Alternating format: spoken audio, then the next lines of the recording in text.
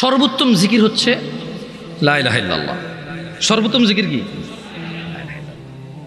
কিন্তু এটা আসি আমনগর লই বই আই করাতে লাভ না, আমরা উঠে গেলার করতেন না। আমি আমনগরে শিখামু যে সর্বোত্তম জিকিরটা আমরা উঠতে বসতে হাঁটতে মাঝে মধ্যে বলিয়েন, মনে মনে বলিয়েন। আমার কাজ হচ্ছে আপনাকে বুঝাই দেওয়া আপনি কি করবেন কি করবেন না।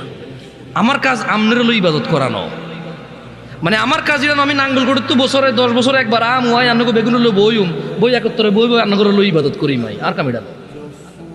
আমার কাজ হচ্ছে আপনাকে বলে দেবো আপনি কি করবেন সারা জীবন। আমার কাজ হচ্ছে আমি আপনাকে বলে দেবো আপনি কি করবেন না সারা জীবন। এটা হচ্ছে আমার কাজ। করবে কে? আপনারা।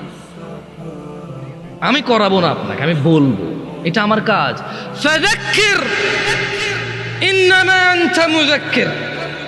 ও মুহাম্মদ সাল্লাল্লাহু আলাইহি সাল্লাম, আপনি উপদেশ দিন, আপনি একজন উপদেশদাতা।